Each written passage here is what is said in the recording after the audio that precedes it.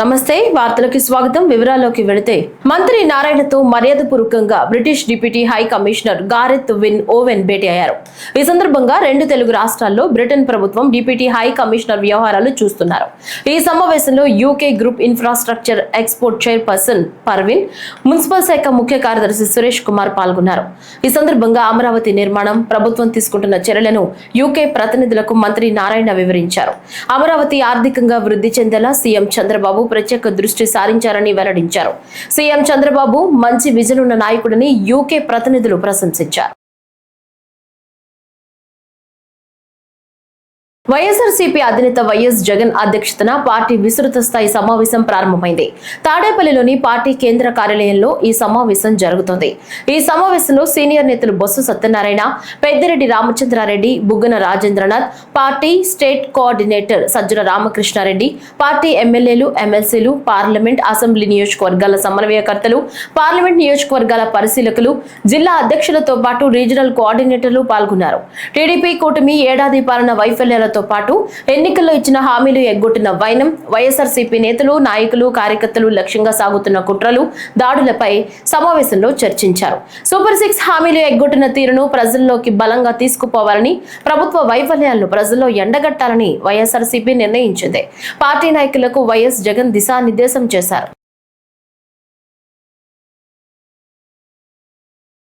Cabinet భేటీ అనంతరం సచివాలయం 4వ బ్లాక్ లో తన ఛాంబర్ కు వచ్చిన విద్యా, ఐటీ శాఖల మంత్రి నారా లోకేష్ తన కోసం వేచి ఉన్న సామాన్యులను కలిశారు.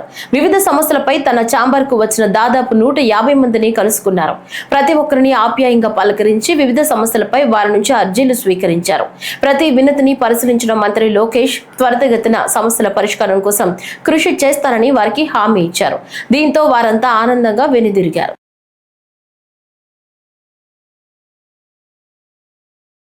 బంగారుపాళ్యం మండల కేంద్రంలో కొందరు వారికి సంబంధం లేకున్నా తమ వాహనాలపై ప్రెస్, పోలీస్, ఆర్మీ మరియు ఆర్టీఓ అని స్టిక్కర్లు అతికించుకుని తిరుగుతున్నట్లు తమ దృష్టికి వచ్చిందని, అలాంటి వారిపై చట్టపరమైన చర్యలు తీసుకోవాలని జిల్లా ఎస్పీ విఎన్ మణికంఠ చందోలు అన్నారు. దేశంలో అత్యవసర పరిస్థితి విధించి 50 ఏళ్లు పూర్తయిన సందర్భంగా సంవిధాన్ హత్యా దివస్ నేపథ్యంలో విజయవాడ పాత జీజీహెచ్ వద్ద జిల్లా అధికార యంత్రాంగం ఆధ్వర్యంలో ప్రత్యేక ర్యాలీని జిల్లా collector Lakshmisha, police commissioner S V Rajasekhar Babu, సాంస్కృతిక శాఖ డైరెక్టర్ మల్లికార్జునరావు అధికారులతో కలిసి ప్రారంభించారు. ఈ సందర్భంగా మాట్లాడుతూ ప్రజాస్వామ్యం వర్ధిల్లాలి, ప్రజాస్వామ్యాన్ని మరింత బలోపేతం చేద్దామన్నారు.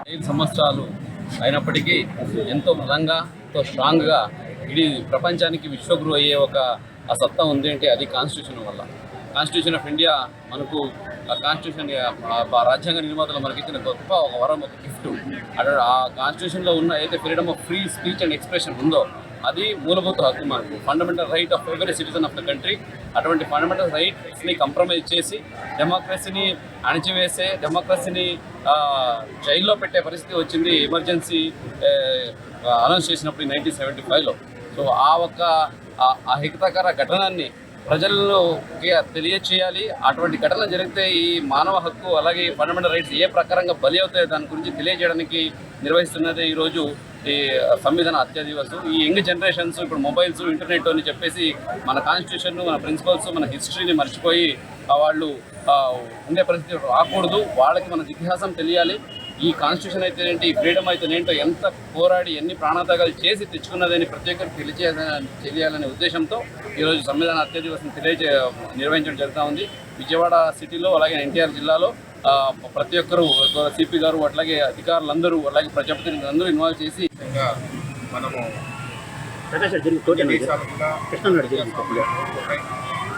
ఆ రోజు డాక్టర్ బాబాసాహెబ్ అంబేద్కర్ గారు చాలా రీసెర్చ్ చేసి అన్ని దేశాల్లో ఉన్న వ్యవస్థలని ఆయన పరిశీలించారు. ఆ రోజు ఒక ఘనమైన ప్రజాస్వామ్యాన్ని, ఘనమైన రాజ్యాంగాన్ని మనకు అందించాడు. ఆ రాజ్యాంగ స్ఫూర్తితో మనము ముందుకు పోతున్నాము. అన్ఫార్చునేట్లీ ఇదే రోజున ఏదైతే ఎమర్జెన్సీ ఉందో ఆ ఎమర్జెన్సీ విధించడం అనేది దేశ ప్రజలను కలిసివేసింది. ఇటువంటి సందర్భం మరొకసారి రాకూడదు అని అందరూ కూడా ఆ రోజు అభిలషించారు. చాలామంది ప్రజాస్వామ్యవాదులు, దేశభక్తులు అందరూ కూడా ఆ రోజు జైలులో మగ్గాల్సిన అవసరం ఏర్పడింది. ఆ రోజు నుంచి ఎటువంటి పరిస్థితుల్లో ఇటువంటి సందర్భం ఒకసారి రాకూడదని దేశాధినేతలు, అదేవిధంగా ప్రజలు, ప్రజాస్వామ్యవాదులు అందరూ కూడా ఆ రోజు నుంచి మన పోరాటాన్ని కొనసాగిస్తున్నారు. అందులో భాగంగానే మనకు విజయవాడ ఎంపీ కేశినేని శివనాథ్ ను మర్యాదపూర్వకంగా Andhra Pradesh British deputy high commissioner గా వ్యవహరిస్తున్న British deputy high commissioner Gareth Wyn Owen కలిశారు. ఈ సందర్భంగా విజయవాడ ఎంపీ కార్యాలయంలో ఎంపీ కేశినేని శివనాథ్ ను British deputy high commissioner Gareth Wyn Owen కలిశారు. గారెత్ విన్ ఓవెన్ ను శాలువతో సత్కరించి కొండపల్లి బొమ్మను బహూకరించారు. Science and technology, health insurance, urban development, education వంటి అంశాలపై చర్చించుకున్నారు.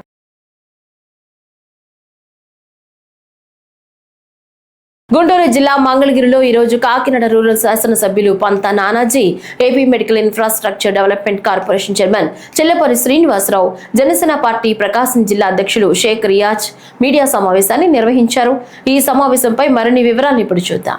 సంవత్సరాలు స్వతంత్రం నిర్మించుకున్న తర్వాత ఈ రాష్ట్రం డెవలప్మెంట్ రేంజ్లో పరిస్థితుల్లో మీరు ఈ రాష్ట్రాన్ని యుద్ధం తర్వాత శకలాలు మిగిలినట్టుగా అన్ని వ్యవస్థల్ని నిర్వీర్యం చేసేసి ఇవాళ మేము ఏదో నిర్వీర్యం చేసినట్టుగా మాట్లాడడం ఆశ్చర్యం అనిపించి చెప్తా ఉన్నాం. మాకు ప్రభుత్వం అప్పు చెప్పేటప్పటికి 10 లక్షల కోట్ల రూపాయలు అప్పు మీద ఇచ్చేస్తే ఆ అప్పు మీద వడ్డీ కట్టుకుంటా ఉన్నాం. అలాగే 85 లక్షల టన్నుల చెత్త ప్రతి ఊరిలోనే కూడా ఊరికి అటు ఇటు వేస్తూ ఉంటే ఆ చెత్తను శుభ్రం చేసి పరిగెత్తాం. ఇన్ని కార్యక్రమాల మీద మేము ఉన్నాం.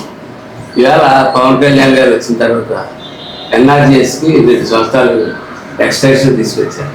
ఎందుకంటే ఇవాళ ఈ రాష్ట్రంలో ఏ అభివృద్ధి జరగాలన్నా ఎన్ఆర్జీఎస్ తప్ప ఇంకో రూపాయి లేకుండా ఒక 5 సంవత్సరాల ముందు సరిపడాలంత డబ్బు చేసేది, కాంట్రాక్టులకు అప్పులు బకాయిలు పెట్టుకుని ఎదురుకెళ్ళిపోయిన విధానంలో మేము వ్యవస్థను నిర్వీర్యం చేయడంలో చాలా ఆశ్చర్యంగా కనపడుతూ ఉంది. ఇవాళ 4000 కిలోమీటర్లు సీసీ రోడ్లు వేయడం జరిగింది. 344 లింక్ రోడ్లు, కొత్త రోడ్లు గ్రామం నుంచి గ్రామానికి చేయడానికి పంచాయతీరాజ్ వ్యవస్థ ద్వారా 344 లింక్ రోడ్లు, కొత్త రోడ్లు వేయడం జరిగింది. 1312 కిలోమీటర్లు తార్ రోడ్లు, అలాగే కొంత రోడ్లు, అలాగే అడవి బాటలు, అడవి దగ్గర బతికే వాళ్ళందరికీ గురించి అడవి బాటకు 1000 కోట్ల రూపాయలు తీసుకురావడం జరిగింది పవన్ కళ్యాణ్ గారు. ప్రజలు కోరిన మేరకు పనులు చేస్తా ఉన్నాం. ప్రజలు ఏ రోడ్లు కావాలంటే ఆ రోడ్లు చేస్తాం. ఈ రోజున పేర్ని నాని గారు, ఆయన పవన్ కళ్యాణ్ గారు జనసేన పార్టీ జపం చేయింది ఆయన నిద్రపట్టలేదు. దేనికంటే ఈయనకి ప్రచారం కావాలి. ప్రచారం కావాలంటే జనసేన పార్టీని, పవన్ కళ్యాణ్ గారిని ప్రతిరోజు విమర్శించే పని.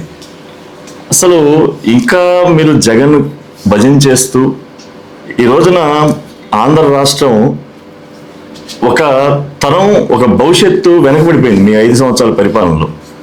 దీనికి 94% విక్టరీగా, 94% ప్రజలు వన్ సైడ్గా 94% మాకు సీట్లు ఇచ్చారు ప్రభుత్వానికి. ఒక మంచి పరిపాలన చేస్తూ ఉంటే ఈ సంవత్సర కాలంలో మీరు గత 5 సంవత్సరాల్లో ఎంతమంది జనసేన పార్టీ కానీ, తెలుగుదేశం పార్టీ కానీ, బీజేపీ పార్టీ కార్యకర్తలు కానీ, వీళ్ళవి కానీ పింఛన్లు తీసేశారు. ఎంతమంది అర్హుల్ని అనర్హులుగా చేశారు. కానీ మేము పార్టీ వచ్చిన తర్వాత ఎవరిని ఒక్కరిని కూడా మేము తీయలేదు. ఈ సంవత్సరం కాలంలో ఎన్ని పథకాలు అయితే ఇచ్చామో ప్రతి ఒక్కరిని కూడా అదే కంటిన్యూషన్ చేస్తుంది తప్పితే రాజకీయంగా ఏం చేయట్లేదు. ప్రజలందరూ మన వాళ్ళే, మనకి ప్రతి ఒక్కళ్ళు ఓటు వేశారు, వాళ్ళందరూ మనం జాగ్రత్తగా చూసుకోవాలి అనే ఉద్దేశంతో ఈ రోజున ఒక సుపరిపాలన జరుగుతూ ఉంటే మీరు ఒక వికృత చేష్టలతో రకరకాలుగా విమర్శించడం ఇది కరెక్ట్ కాదు. దేనికంటే మా అధినాయకుడు పవన్ కళ్యాణ్ గారు ఆ రోజున తన కోసం కాకుండా ఆంధ్ర రాష్ట్రం కోసం ఒక 5 సంవత్సరాల భవిష్యత్తు వెనక్కిపడిపోయింది, దీన్ని మనం కట్టుబడి ఉండాలని చెప్పి తను తగ్గించుకొని కూటమి కట్టడానికి ప్రధాన కారణం అయ్యి ఈ రోజున ప్రభుత్వంలో, రాష్ట్రంలో కాదు కేంద్రంలో కూడా భాగస్వామ్యం. దాంట్లో భాగంగానే మొన్న ఆయన పంచాయతీరాజ్లో రూరల్ వాటర్ సప్లై స్కీమ్ కింద మీ అధికారంలో, మీ 5 సంవత్సరాల అధికారంలో ఉండగా ఆ పథకం వాడక నిర్వీర్యం అయిపోతున్న టైంలో పవన్ కళ్యాణ్ గారు మా కూటమి అధికారంకి వచ్చిన తర్వాత మోడీ గారిని రిక్వెస్ట్ చేస్తే దాదాపు 7,000 పైచిలు కోట్లు ఆంధ్ర రాష్ట్రం కాక దేశం మొత్తానికి కూడా ఆర్డబ్ల్యూఎస్ స్కీమ్ వర్తించే పరిస్థితి ఈ రోజున. దాంట్లో దాదాపు ఇప్పటికే 3,000 కోట్లు ఖర్చు పెట్టారు రూరల్ వాటర్ సప్లై కింద. దీంట్లో ప్రత్యేకంగా చెప్పాలంటే పులివెందులకు కూడా ఖర్చు పెట్టారు. అంటే ఇవన్నీ మీరు దృష్టిలో ఉంచుకోండి. మీరు చేసినప్పుడు వీడి జనసేన, వీడి తెలుగుదేశం లేదా వీడి బీజేపీ మనోడు కాదని చెప్పి ఏరి పరిపాలన చేసి ఈ రోజున మేము అందరినీ సమానంగా చూసి పరిపాలన చేస్తాము. అలాగే ఆంధ్ర రాష్ట్రంలో పంచాయతీల్లో ఒకేసారి అన్ని పంచాయతీలు గ్రామ సభలు పెట్టింది ఎప్పుడైనా మనం చూసామా? ఒకే రోజు దాదాపు 4,000 పైసలు గ్రామ సభలు నిర్వహించారు.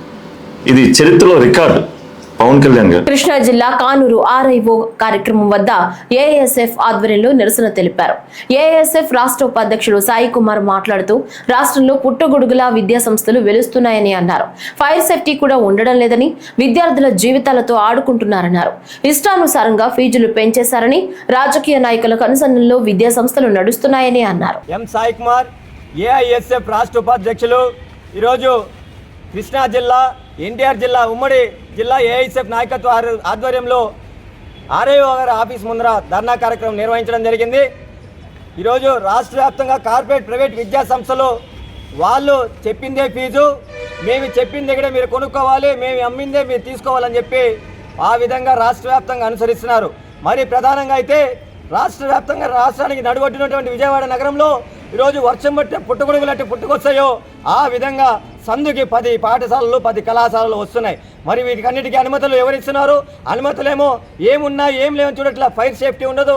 అక్కడ ఏ విధంగా కమర్షియల్ బిల్డింగ్లు నడుపుతున్నారా, గ్రౌండ్ ఉన్నాయా ఏమనేది చూడకుండా వీళ్ళ దగ్గరికి వాళ్ళకి అప్లికేషన్ తీసుకొస్తారు, పర్మిషన్ తీసుకొచ్చిన వెంటనే సంతకాలు పెట్టడం, పంపించడం, ఈ విధంగా ఉన్నాయి. మరి విద్యార్థులు అక్కడ ఏం జరిగినా, ఏం అవసరం, ఏం ఇబ్బంది పడతారో వారికి అనవసరం. లక్షల రూపాయలు ఈరోజు తీసుకొనేసి విద్యాశాఖ అధికారులు కావచ్చు, విద్యాశాఖ మంత్రి కావచ్చు ఆ విధంగా ప్రవర్తిస్తారు. ఈరోజు రాష్ట్ర వ్యాప్తంగా శ్రీ చైతన్య నారాయణ కళాశాలలు మాత్రమే ఈరోజు రాజ్యాన్ని వెళుతున్నాయి. మన ఆంధ్ర రాష్ట్రాన్ని కాదు, ఉమ్మడి తెలుగు రాష్ట్రాలతో పాటు నార్త్ మొత్తం కూడా ఈరోజు కార్పొరేట్ వ్యవస్థని నడిపిస్తున్నటువంటి విద్యా సంస్థలు ఏమన్నా అంటే నారాయణ, శ్రీ చైతన్య మాత్రమే కేవలంగా ఈరోజు విద్యార్థుల దగ్గర నుంచి విద్యను వ్యాపారంగా మార్చినటువంటి సంస్థలు వాళ్ళవే. మరి విద్యాశాఖ మంత్రి స్పందించడు, నారాయణ గారు అయితే అసలే స్పందించడు.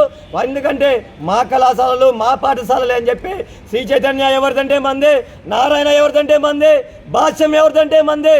మరి ఇక్కడ ఎక్కడ స్పందిస్తారు? వీరు రాజకీయ నాయకులుగా ఉంటారు, కళాశాలలు వాళ్ళవే, పాఠశాలలు వాళ్ళవే. ఈరోజు పేదల నుంచి దోమల రక్తం దాగినట్టుగా ఈరోజు ఫీజులు కూడా దాగుతున్నారు. ఫీజుల రూపంలో విద్యార్థుల యొక్క తల్లిదండ్రుల నుంచి లక్షల రూపాయలు దోచుకుంటున్నారు. ఫీ రెగ్యులేషన్ కమిటీ ఉంది, నామకే వాస్తే ఫీ ఏమన్నా కలెక్ట్ చేయడంలో ఫీ రెగ్యులేషన్ కమిటీ చెప్పినట్టుగా వింటున్నారా? మరి పాఠ్య పుస్తకాలు అయితే వీరి యొక్క కళాశాలలో గుర్తింపుని పాఠ్య పుస్తకాలపైన ముద్రించి 30 రూపాయలకు దొరికే నోట్బుక్ని 100 రూపాయలకు అమ్ముతాడు. 100 రూపాయలకి బయట దొరికే టీషర్ట్ని వీళ్ళ కళాశాల ముద్రని ముద్రించి 300 నుంచి 500 రూపాయలకి విద్యార్థులు తల్లిదండ్రులు అయ్యా మేము కొనుక్కోలేం, బయట చాలా తక్కువ ధరకు దొరుకుతాయంటే మీరు కొనుగోలు చేయాల్సిందే. మీరు మన పాఠశాలలో మన పాఠ్య పుస్తకాలు కొనుక్కొని వస్తేనే మీకు అనుమతి ఇస్తాం. బయట పాఠ్య పుస్తకాలు కొంటే మీరు లోపలికి రానేం, మీరు టీషర్ట్ కొంటేనే కళాశాలకు రావాలి అని చెప్పి ఒత్తిడికి గురి చేస్తే ఈరోజు లక్షల రూపాయలు ఫీజుల రూపంలో పాఠ్య పుస్తకాలు అయితే ఈరోజు వేలకు దోచుకున్న పరిస్థితి కనిపిస్తుంది. కాబట్టి ఇప్పటికైనా ఉన్నత అధికారులు ఆర్ఐఓ గారు స్పందించాలి. కోచింగ్ సెంటర్ల పేర్లతో ఈరోజు కళాశాలలు కూడా నడుపుతున్నారు. వాటిని అన్నిటిని తరిగించాలి, తనిఖీ చేయాలి. అనుమతి లేని కళాశాలను మొత్తం కూడా గుర్తింపులను రద్దు చేయాలని చెప్పి కూడా ఏఐఎస్ఎఫ్గా మేము కోరుతున్నాం. ఇప్పటికే చాలా కళాశాలలు మేము అక్కడంతా కూడా విజిట్ చేసి ఆర్ఐఓ గారి దృష్టికి తీసుకెళ్ళాం, కలెక్టర్ గారికి దృష్టికి తీసుకెళ్ళాం. ఎక్కడ ఏ కళాశాలను సీజ్ చేయలేదు ఇప్పటి వరకు. కావున మళ్ళీ ఒకసారి చాలా ప్రశాంతంగా ధర్నా చేసి ఆర్ఐఓ గారికి తెలియపరుస్తున్నాం. ఇప్పటికైనా మేల్కొనకపోతే ప్రత్యక్ష ఆందోళన ప్రతి కళాశాలలో ఏఐఎస్ఎఫ్ నాయకత్వం శ్రీకారం చుడతారని చెప్పి ఈ సందర్భంగా తెలియజేస్తున్నాం. ఉష్ణోగ్రత ఎక్కువగా ఉండడం వల్ల చల్లదనం కోసం రైల్వే శాఖ ఈ ఏర్పాటు చేసిందని నెటిజన్లు సెటైర్లు వేస్తున్నారు. వారణాసి నుంచి ఢిల్లీకి వెళుతున్న వందే భారత్ రైలులోని C7 బోగిలో ఏసీ నుంచి కుండపోతుగా వర్షం నీళ్లు జారిపడింది. ఏకంగా 8 గంటలు ఆగకుండా వాన నీళ్లు పడుతూనే ఉన్నాయని ఫిర్యాదు చేసినా స్పందించలేదని ప్రయాణికుడు పేర్కొన్నారు. సుఖవంతమైన ప్రయాణం కోసం వందే భారత్ రైలును ఎంచుకుంటే రేకుల షెడ్డులాగా వర్షం కురుస్తుందని, తన సామాన్లతో పాటు తాను కూడా తడిసిపోయానని ప్రయాణికుడు తెలిపారు. పశ్చిమ గోదావరి జిల్లా భీమవరంలో నారాయణ విద్యార్థి జరిగిన ఘటనపై రాష్ట్ర విద్యాశాఖ మంత్రి లోకేష్ ఉన్నతాధికారులు ఫోన్ చేశారు.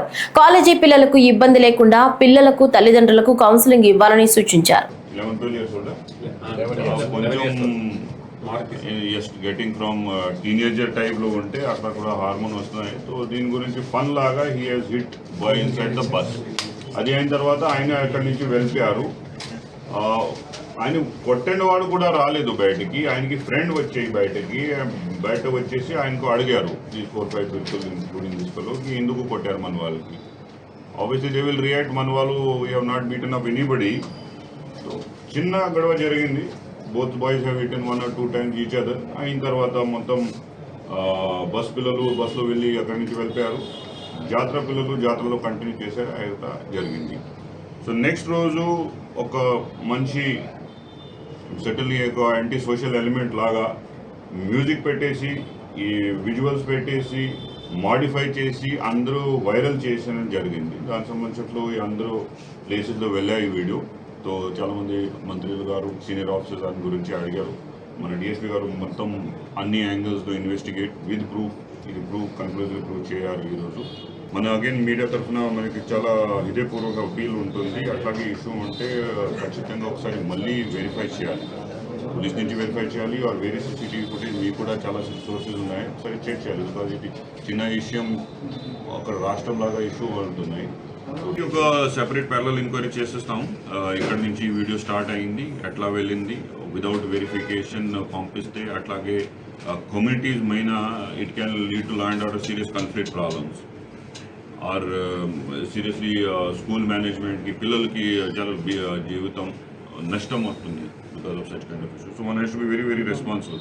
చట్ట ప్రకారం బిఎన్ఎస్ చాలా మంది సెక్షన్స్ ఉన్నాయి, బట్ పూర్తిగా ఈసారి ఎంక్వైరీ చేసిన తర్వాత బికాస్ దిస్ 2-step అప్రోచ్. మొన్న అక్కడ ఏం జరిగింది, because we had to make sure what ever hour investigation ఇది కరెక్ట్ లైన్స్లో ఉంటారా లేదా, బికాజ్ ఎలిగేషన్స్ వెరీ సీరియస్. గంజాయి బ్యాచ్, రౌడీ బ్యాచ్ అట్లాగే చేస్తే మనం అందరూ చూశారు. అందరూ చిన్నపిల్లలు ఉన్నారు. They cannot do all those things. తర్వాత నెక్స్ట్ స్టెప్ ఎందుకు ఈ అట్లా సమాచారం బయటకి వచ్చింది దాని గురించి ఒక పూర్తిగా ఆలోచన చేసిన తర్వాత wiring properly cases only first investigation report FIR జరిగింది. తర్వాత ఇన్వెస్టిగేషన్ ఏమైంది మన దగ్గర ఉంటుంది. So how to go about it we're looking into it. సరే ఈ మధ్యగా మా పిల్లలు జాతరకి వెళ్ళారండి, అలా కావాలని చేయలేదు. బస్సుని టచ్ చేసిన వల్ల ఇంత వైరల్ అవ్వడం వల్ల పై అధికారుల దాకా వెళ్ళిందండి. నారా లోకేష్ గారు దీనివల్ల చర్యలు తీసుకుని పిల్లల భవిష్యత్తు పాడవకూడదని సిఏ గారి కౌన్సిలింగ్ ఇప్పించారండి. ఇదైతే కావాలని చేసింది కాదండి. గంజాయి బ్యాచ్, మద్యపానం అంటున్నారండి, అలాంటిది అయితే ఏం లేదండి. అందరూ చదువుకునే పిల్లలండి. నారా లోకేష్ గారు చర్య తీసుకుని పిల్లలు అల్లర చిల్లరగా తిరగకుండా వాళ్ళ కౌన్సిలింగ్ ఇప్పించి వాళ్ళ భవిష్యత్తు బాగుండాలని చేసినందుకు ఆయనకి ధన్యవాదాలు నారా లోకేష్ గారికి. విజయవాడ పటమట పోలీస్ స్టేషన్ పరిధిలోని 9 కాలనీల్లో దాతల ద్వారా ఏర్పాటు చేసిన సీసీ కెమెరాల ప్రసారాలు ప్రారంభమయ్యాయి.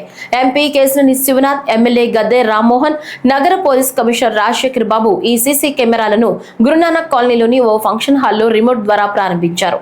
ఈ సందర్భంగా ఎంపీ కేశినేని చిన్ని మాట్లాడుతూ పోలీస్ కమిషనర్ రాజశేఖర్ బాబు విజయవాడ అభివృద్ధిలో కీలకంగా పనిచేస్తున్నారని, కమాండ్ కంట్రోల్ రూమ్ ను తిరిగి అందుబాటులోకి తెచ్చి డ్రోన్ల ద్వారా అసాంఘిక కార్యకలాపాలు అడ్డుకున్నారని అభినందించారు.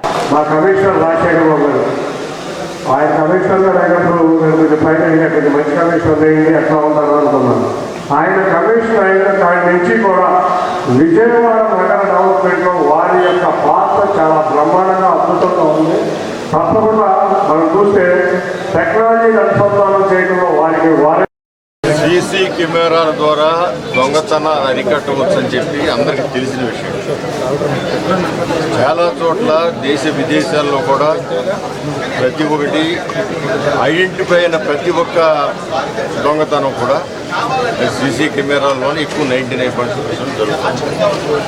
అలాంటి సీసీ కెమెరాలు విజయవాడ నగరంలో విస్తారంగా ప్రతి వీధి కవర్ అయ్యేది పెట్టాలని ఏర్పాటు చేయాలని చెప్పి సీసీ గారు ఆలోచన చేసి ప్రజలకు విజ్ఞప్తి చేస్తే ఆ విజ్ఞప్తి మేరకు ఇక్కడున్న అనేకమైన కాలనీలు, భారతీనగర్ అని కాలనీ గారు, Bharatinagar, Srinivasa Nagar, bank colony, currency Nagar, Ganesh Nagar, అదేవిధంగా శ్రీరామచంద్ర నగరు, అదేవిధంగా కనకదుర్గ నగరం, అదేవిధంగా అనేకమైన కాలనీలన్నీ ముందుకు వచ్చి వాళ్ళ ప్రాంతం అంతా కూడా ప్రతి రోడ్డు కవరేజ్ సీసీ కెమెరాలకు కావాల్సిన దాని మొత్తాన్ని కూడా దానికి కావాల్సి వెచ్చించాల్సిన ఖర్చు అంతా కూడా వాళ్ళే పెట్టుకొని ఆ సీసీ కెమెరాని సిపి గారు డొనేట్ చేయడం జరిగింది. అందువలన ఆ డొనేషన్ ఇచ్చిన వాళ్ళందరూ కూడా ఇవాళ సన్మానించే కార్యక్రమంగా, అదేవిధంగా ప్రజలకి శాంతి భద్రతలు కాపాడే దాంట్లో పోలీసులకే కాదు బాధ్యత ప్రజలకు కూడా ఉందని చెప్పే విధంగా సిపి గారు ముఖ్య అతిథిగా వచ్చి అందరూ కూడా మెసేజ్ ఇవ్వడం జరిగింది. నా వంతుగా కూడా నేను చెప్పాను, దొంగల్ని సీసీ కెమెరాల ద్వారా ఖచ్చితంగా పట్టుకోవచ్చు, కానీ గంజాయి తాగే వాళ్ళని పట్టుకోగలిగిన ఒక శక్తి పోలీసులతో పాటు తల్లిదండ్రులకు మాత్రమే. వాళ్ళ గంజాయి తాగి నీ బిడ్డ నిర్వీర్యం అయిపోతుంటే మీరు చూస్తూ ఊరుకుంటే మాత్రం సమాజం నిర్వీర్యం అయిపోతుంది. అదేవిధంగా గంజాయి అమ్ముతున్న భర్త ఇంట్లో 100 రూపాయలు తెస్తున్నాడని అంటున్నారు తప్ప నీ పిల్లలతో పాటు అనేక మంది తన ఆరోగ్యం, మన పిల్లల ఆరోగ్యం, అదేవిధంగా సమాజంలో తోటివారి ఆరోగ్యం సర్వనాశన ప్రక్రియకి ఆయన వెళ్తున్నాడనే ఆలోచన చేసుకోవాల్సిన అవసరం ఉంది. అందువల్ల దీన్ని ప్రజలు కూడా సహకరించి ఈ విజయవాడ నగరమే కాదు రాష్ట్రం మొత్తం గంజాయి రహిత రాష్ట్రంగా, అదేవిధంగా దొంగల రహితంగా రాష్ట్రంగా తీర్చిదిద్దడానికి మనందరూ సహకారం కావాలని మీ ద్వారా కూడా అనేక మందిని కోరడం. రాష్ట్రంలో టీడీపీ, జనసేన, వైసీపీ 3 బీజేపీ పార్టీలని ఏపీసీసీ చీఫ్ వైఎస్ షర్మిలారెడ్డి అన్నారు.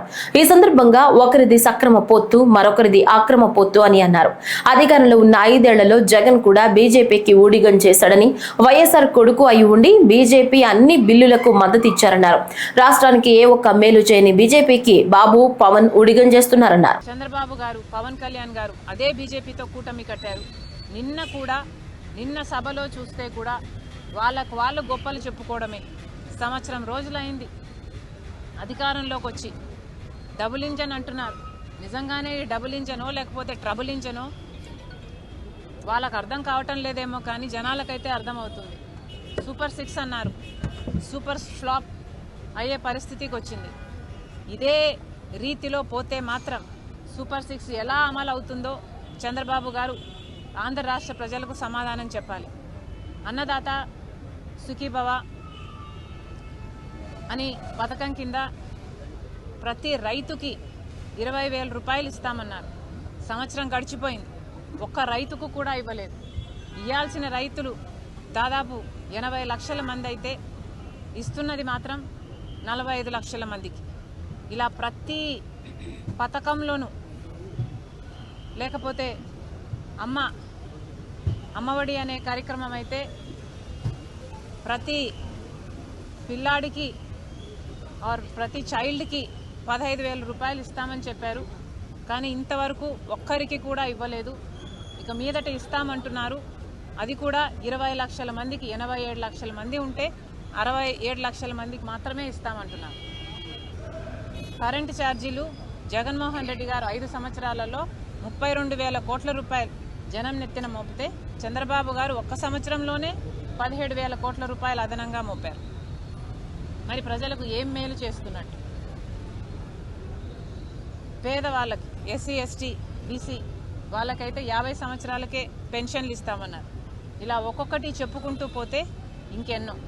చంద్రబాబు గారు చెప్పారు సూపర్ 6 గురించి ఎవరైనా మాట్లాడితే వాళ్ళ నాలుక మందమైనట్టు అని. మేము ప్రశ్నిస్తున్నాం, నిజంగానే చంద్రబాబు గారు తమ గుండెల మీద చేసుకొని చెప్పాలి. మిమ్మల్ని ప్రశ్నిస్తున్న మా నాలుక మందమా, లేక ఇంతమంది ప్రజలకు మోసం చేసిన మీ నాలుక మందమా? ఆలోచన చేసుకోండి. మళ్ళీ కాంగ్రెస్ పార్టీ చంద్రబాబు గారిని డిమాండ్ చేస్తున్నాం, మీ పథకాలు ఇప్పటికీ అమలు కాలేదు. మేనిఫెస్టోలో ఒక వాగ్దానం ఇచ్చిన, ఎలక్షన్లప్పుడు ఒక మేనిఫెస్టోలో కాకపోయినా కూడా ప్రజల ముందు ఒక మాట చెప్పినా ప్రజలు దాని వెంటనే మీరు అమలు చేస్తారు, వాళ్ళు ఓట్లేసిన వెంటనే మీరు అధికారంలోకి వచ్చిన వెంటనే అమలు చేస్తారు అన్న నమ్మకంతోనే ఓట్లేస్తారు. ఇలా సంవత్సరాలు గడిచిపోయినా వాటికి అమలు నోచుకోకపోతే మీరు ప్రజలను మోసం చేస్తున్నట్టే. మీకు అధికారం ఇచ్చి మీకు ఓట్లేసిన ప్రజలనే మీరే మోసం చేస్తున్నట్టు. మళ్ళీ చంద్రబాబు గారిని డిమాండ్ చేస్తుంది కాంగ్రెస్ పార్టీ, వెంటనే అన్ని పథకాలను సూపర్ 6 అయితేనేమి, మీరు ఇచ్చిన హామీలు అయితేనేమి వెంటనే అమలు చేయాలని కాంగ్రెస్ పార్టీ డిమాండ్ చేస్తుంది. నిజంగానే ఇది సూపర్ 6 కాదు, ఇది సూపర్ ఫ్లాపే. ప్రజలపై భారాలు, కార్పొరేట్లకు వరాలిస్తూ ఏడాది కూటమి పాలన తలకిందులుగా నడుస్తోందని సిపిఐ రాష్ట్ర కార్యదర్శి వి శ్రీనివాసరావు విమర్శించారు. సూపర్ 6 సహా హామీల వైఫల్యం, ప్రజలపై విద్యుత్ పన్నుల భారాలు, గిట్టుబాటు ధరలు, కనీస వేతనాలు అమలు చేయకపోవడంతో ప్రజల అసంతృప్తి పెరుగుతుందని చెప్పారు. విజయవాడ బాలోత్సవ భవన్లో ఏర్పాటు చేసిన విలేకరుల సమావేశంలో కూటమి ఏడాది పాలన పూర్తయిన సందర్భంగా చంద్రబాబు ప్రెజెంటేషన్ పై ఆయన మాట్లాడారు. ప్రధాని మోడీ గత 3 మాసాల్లో 3 సార్లు రాష్ట్రాన్ని సందర్శించారని, ఏ ఒక్క సభల్లో కూడా రాష్ట్ర ప్రజలు గుర్తుంచుకునేలా ఒక్క మాట కూడా చెప్పలేదని ఎత్తి చూపారు. వాళ్ళని పొగుడుకోవటం, అతిశయోక్తులు, అర్ధసత్యాలతోటి నిండిపోయింది. వాస్తవాలు చెప్పి ప్రజలను ఒప్పించి మెప్పించాలనేటువంటి ప్రయత్నం కన్నా ఇంప్రెస్ చేయాలనేటువంటి ధోరణి ఎక్కువగా కనిపిస్తున్నది. అంటే ఈ రోజుల్లో అంతా కూడా బిల్డింగ్, దాన్ని బిల్డ్ చేయటమే. అట్లాగే దీంట్లో ఇమేజ్ బిల్డింగ్ కోసం ప్రయత్నం తప్ప ప్రజల్ని డెవలప్ చేయాలనేటువంటి ప్రయత్నం ఎక్కడ కనిపించలేదు. నెల క్రితం జరిగిన తెలుగుదేశం మహానాడులో కార్యకర్తలే సర్వస్వం అన్నాడు, వాళ్లే పరిపాలన చేస్తారన్నారు. నెల రోజుల్లో లక్ష్యం మారిపోయింది. ఇప్పుడు అధికారులే సర్వస్వం, అధికారులే మొత్తం రేపు వచ్చే ఎన్నికల్లో గెలిపించాలి ఆయన్ని. 2019 ఎన్నికలే 2029 ఎన్నికలే కీలకం అని చెబుతున్నాడు అధికారులకి.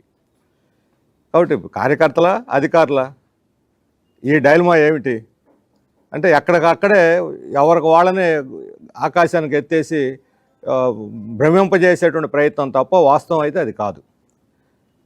ఈరోజు ఆయన అభివృద్ధి గురించి 2047 గురించి ఈ డెవలప్మెంట్ గోల్స్ అన్నీ కూడా ప్రజెంటేషన్ ఇచ్చారు. ఆయన బాగా అనుభవం ఉన్నటువంటి ఆయన, రాజకీయవేత్త, పరిపాలనలో అనుభవం ఉంది.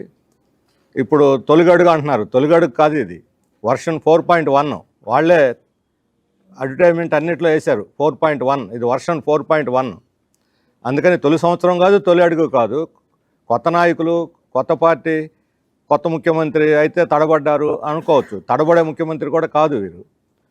అందువల్ల 1 సంవత్సరం అయినా దాదాపు 17 సంవత్సరాల అనుభవం ఉన్నటువంటి వ్యక్తి. ఇది 15వ సంవత్సరం ముఖ్యమంత్రిగా ఆయన పరిపాలన పూర్తి చేసుకున్నటువంటిది. అందువలన ఆయన అనుభవం, ఆయనకున్నటువంటి సమర్థత అంతా కూడా 2014 తర్వాత స్టక్అప్ అయిపోయింది, ఆగిపోయింది. వాస్తవానికి ఏమిటి, 2015లో ఐక్యరాజ్య సమితి మొత్తం డెవలప్మెంట్ గోల్స్ని మార్చేసింది. అన్ని దేశాలకి అందరూ కలిసి ఉమ్మడిగా తీసుకున్న నిర్ణయం. జీడిపి కాదు ఇప్పుడు చెప్పాల్సిన లెక్క, ఎస్డిజి చెప్పాలి, సస్టైనబుల్ డెవలప్మెంట్ గోల్స్, ఎస్డీస్. ఇది ఎస్డిజిసే ఈరోజు అభివృద్ధికి కొలమానం. ఆయన ప్రసంగంలో కానీ లేదా ప్రభుత్వ నివేదికల్లో కానీ ఎక్కడా కూడా ఈ సస్టైనబుల్ డెవలప్మెంట్ గోల్స్ గురించి ఒక్క మాట లేదు. పల్నాడు జిల్లా మీదుగా జీఎస్టీ బిల్లులు లేకుండా తరలుతున్న 11 గ్రానైట్ లారీలను వాణిజ్య పన్నుల శాఖ అధికారులు పట్టుకున్నారు. మంగళగిరికి చెందిన జీఎస్టీ అధికారులు ప్రత్యేక బృందాలుగా విడిపోయి తనిఖీలు నిర్వహించారు. గురజాల మండలం గోగులపాడు వద్ద జిల్లా సరిహద్దులు దాటడానికి యత్నిస్తుండగా అధికారులు కొన్ని లారీలను ఆపి బిల్లులు చూపాలని కోరారు. వారి వద్ద ఎలాంటి బిల్లులు లేవని గుర్తించారు. తనిఖీల్లో భాగంగా దాచేపల్లి, తంగెడ, కారంపొడి ప్రాంతాల్లో మొత్తం 11 లారీలను పట్టుకున్నారు. దాచేపల్లి మార్కెట్ యార్డుకు తరలించారు. ఈ లారీలు మాటూరు నుంచి వస్తున్నట్లు అధికారులు గుర్తించారు. ఆయా లారీలోని గ్రానైట్ పలకల కొలతలు మాత్రమే వేశామని, జరిమానాలు విధిస్తామని మంగళగిరి వాణిజ్య పన్నుల విభాగం జాయింట్ కమిషనర్ గీతా తెలిపారు.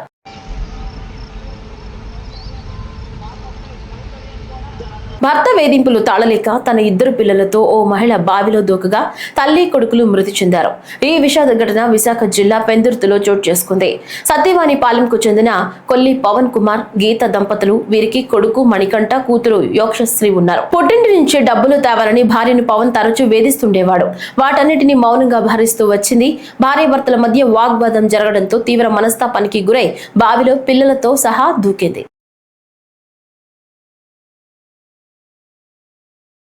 తూర్పుగోదావరి జిల్లా రాజమండ్రి పుష్కర ఘాట్ వద్ద రేపు డిప్యూటీ సీఎం పవన్ కళ్యాణ్ పర్యటన ఏర్పాట్లను మంత్రులు Kandula Durgesh, collector Prashanthi, SP Narasimha Kishore, MLA Adireddy Vasu పరిశీలించారు. ఈ సందర్భంగా మాట్లాడుతూ హ్యావ్ లాక్ బ్రిడ్జ్ ఉభయ గోదావరి జిల్లాల సెంటిమెంట్. 127 సంవత్సరాల చారిత్రక హ్యావ్ లాక్ బ్రిడ్జ్ ని పర్యాటకంగా అభివృద్ధి చేస్తున్నామన్నారు. కూటమి ప్రభుత్వంలో 94 కోట్ల రూపాయలతో అఖండ గోదావరి టూరిజం ప్రాజెక్ట్ సాకారమైందన్నారు. రేపు కేంద్ర మంత్రి Gajendra Singh Shekhawat, deputy CM Pawan Pawan Kalyan, MP Purandeswari శంకుస్థాపనలో పాల్గొంటారు. హ్యావ్లాక్ బ్రిడ్జ్ పర్యాటక అభివృద్ధికి శంకుస్థాపన చేసి ఆ కార్యక్రమం గురించి మాత్రమే పవన్ కళ్యాణ్ మాట్లాడతారన్నారు. గోదావరి జిల్లాని అమరవి 127 సంవత్సరాలుగా అనుసంధానం అందించినటువంటి హ్యావ్లాక్ బ్రిడ్జ్ ఇక్కడ ప్రజల యొక్క సెంటిమెంట్ ఇది. గతంలో దాన్ని డిస్మాంటిల్ చేసేద్దామన్నప్పుడు కూడా పుర ప్రజలు కానీ పశ్చిమ గోదావరి జిల్లా ప్రజలు కానీ అందరూ కూడా ఉద్యమం చేసి దీన్ని ఒక మాన్యుమెంట్గా నిలబెట్టాలనేటువంటి ఆలోచన చేసి సమర్పణ చేస్తా ఉన్నారు. అటువంటి మాన్యుమెంట్గా దీన్ని చిరకాలం ఉండిపోయేలా చేయాలంటే ఏ రకంగా చేయాలనేటువంటి ఆలోచన జరిగి ఈ కూటమి ప్రభుత్వం అధికారంలోకి వచ్చిన తర్వాత ముఖ్యమంత్రి చంద్రబాబు నాయుడు గారి యొక్క దార్శనికత, ఉప ముఖ్యమంత్రి పవన్ కళ్యాణ్ గారి యొక్క ఆలోచనలు, స్థానికంగా ఉన్నటువంటి నాయకుల యొక్క ఆలోచనలు, అదేవిధంగా పర్యాటక శాఖ మంత్రిగా నేను నిరంతరం చేసిన కృషి, ఇవన్నీ కలగలిపి మన ఎంపీ గారి యొక్క సపోర్ట్ తోటి దీనికి అఖండ గోదావరి ప్రాజెక్టును తీసుకురావడం జరిగింది.